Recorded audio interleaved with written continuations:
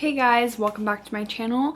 This is going to be another fall reading vlog. So I have been in a reading slump, pretty bad reading slump. I have tried reading multiple things and I just cannot get into it. And I don't want to force myself to read something because then I feel like I'm gonna hate it. And that's not fair to the book. On my hunt to find something that I was going to enjoy, I realized that one of my favorite books, The Crescent Moon Tea Room, the sequel was just released.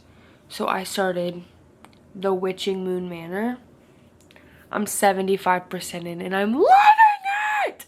I'm loving it. This author, these are her only 2 books, she does something to my soul. Like right when I started, I was like, rejuvenated. I felt the same way that I felt with the first one. It's just like the whole book, both the books, the whole series, the whole everything is just so cozy. It's like a cozy cup of tea. I love the characters. I love the story. I love everything. I loved the story of the first one. Loving the story of the second. I need more. I couldn't find a physical copy anywhere near me in person. Why are y'all sleeping on this? I mean, y'all, as in the bookstores around me. Show some respect on my girl's name. Get her in these bookstores. How to Summon a Fairy Godmother. This sequel just came out. That's also one of my favorites. I think these books will revive me, will get me out of my reading slump. Loving this one. I might finish this one right now. As soon as I turn this off, ooh, I'm gonna finish it probably. There's triplets, okay? They're all redhead witches. Provokes a certain type of emotion out of me.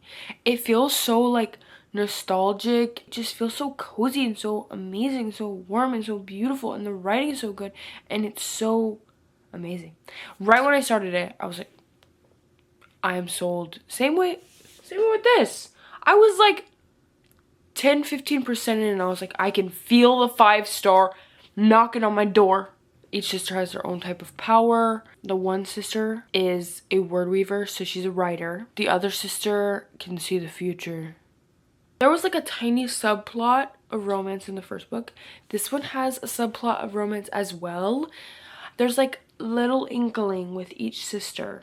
Here and there, here and there. Violet had her little romantic moment in the first book. And now Anne and Beatrix are getting their time. It's very subtle. That is not even the important part of these books. No, no, no. And I'm a romance lover. And the romance, I'm not saying there's anything wrong with the romance. The romance is good. But the star of the show is the sisters' relationship. It's their love, appreciation for each other. It's their willingness to acknowledge something that is happening to themselves or one another and be able to work through it together. I hope there's gonna be another book in the series. If there's not, then she's gonna need to put out something else soon. I'm sorry, girl, you don't have a choice. I'm gonna be outside your house with a megaphone. You got this! Send me an art copy! Please! That's kind of reviving me from my reading slump. I finished The Witching Moon Manor and I absolutely loved it. 5 stars, 5 stars. I love this author so very much. It's just so good. It follows the same sisters from the first book and now they're dealing with the situation that is a direct influence of topics of the first book. One of the big plots in the first book and a decision they made is now causing them problems in this book, but we get introduced to more characters. I recommend this series so much. If you haven't read it, you need to do it immediately. And then I started How to Survive a Fairy Bargain. This is the sequel to How to Summon a Fairy Godmother, which is also one of my favorite books ever. And I'm loving it so far. I'm like almost 50% in. Cinderella retelling, but from the point of view of one of the stepsisters. She summons the fairy godmother to see if she can have her wish come true. But the fairy godmother is not as she was in the movie. It's very different. Technically a retelling. It is so unique. It's so different. It's so fun. It's so amazing. First book follows Theodosia. She is one of the stepsisters. The godmother is more fae fairy, so it's kind of like the fairies from like The Cruel Prince. I'd say if you like Cinderella and you like The Cruel Prince, You should read this. Instead of just getting a wish, she has to make a bargain and then complete the task before time runs out, and then if she does, then she will be able to get her wish. This book is right after the events of the first book. There's a lot of things happening, a lot of things I did not expect.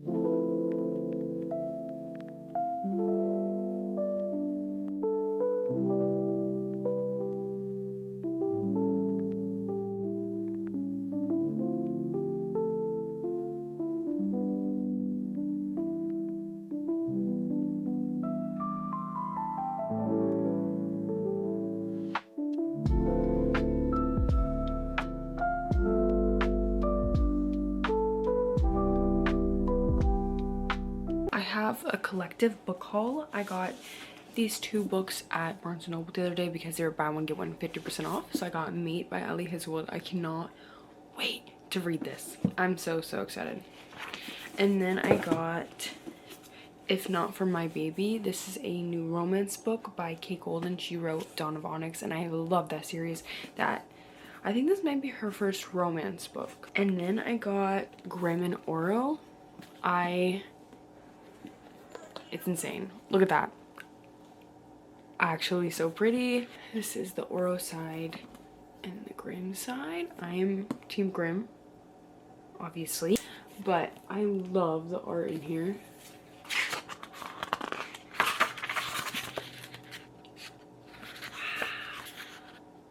And then this side.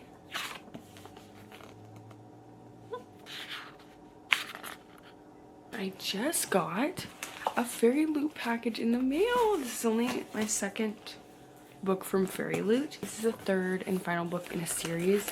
I don't have the other books in Fairy Loot, obviously. The 3rd book is the Foxglove King. It's a new little pumpkin stuffy I got at the book fair. The Nightshade God. I love this series. This is the cover. This is like traditional cover. The edges. Oh my gosh. I didn't even like see all the details yet, so this is so very exciting. The Very Low editions, each of the covers have a different person on them. I love that. I'm gonna keep it on this like traditional side. Now, the naked hardcover. Oh my gosh. That is so pretty. Oh my gosh, I'm freaking out currently. Oh my gosh. Is there a different one? This is all of them. Oh my gosh. Oh my god.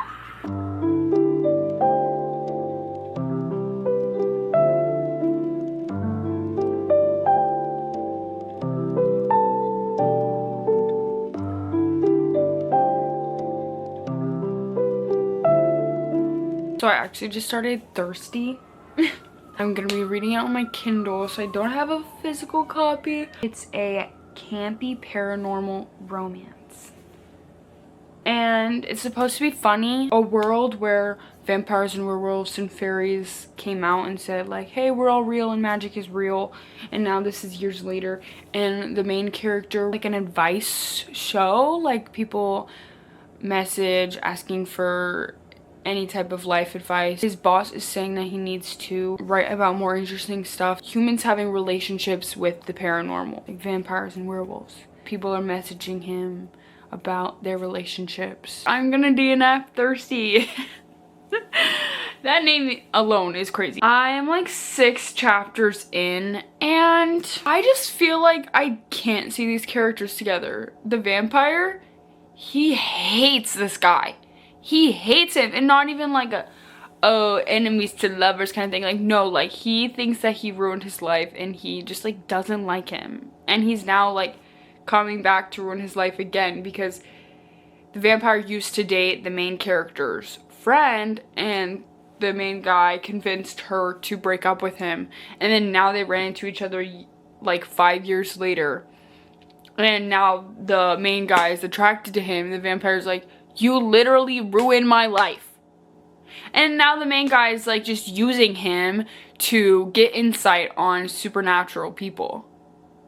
feels like this guy, like the vampire, is being held against his will. I might read We Have Always Lived in the Castle by Shirley Jackson. Right now I'm like 42% into We Have Always Lived in the Castle, and I'm borrowing it from my library because I don't have it physically. My town had a huge library book sale, so I have a bunch of books that I got and I'm gonna go through all of them. Starting out, I got Strange Practice, which is the first book in the series, and then Dreadful Company and Grave Importance. The Girl in the Tower and The Winter of the Witch. The first book in the series is The Bear and the Nightingale. I don't have that one, nor have I read it. But these were so cheap. So I got them because I've been wanting to read the first book anyways, so this is in preparation. I also got Pride and Prejudice and Zombies and Sense and Sensibility and Sea Monsters. Then I got The Starless Sea. And then I got Beast of Ruin. This is an art copy. I have the first book already and I need to read it. And I got all of these on the first day, so 9 books. And I believe it was $14. And then I went again today because they bring out different books each day. The House of Beating Wings, The Jasmine Throne, The Spyglass and the Cherry Tree. I've never heard of this, but it sounded really interesting. The Crown of Gilded Bones. And then Days of Blood and Starlight and Dreams of Gods and Monsters. I have the first book, so I thought I might as well get this one. These 6 books for $14. Villains Are Destined to Die, Her Soul for Revenge, because I just read Her Soul to Take quite a bit. My TBR is getting scary. This will be my last fall vlog of October. I had so much fun doing these. Thank you guys for watching. If you liked this video, make sure to like and subscribe. See you guys in the next video.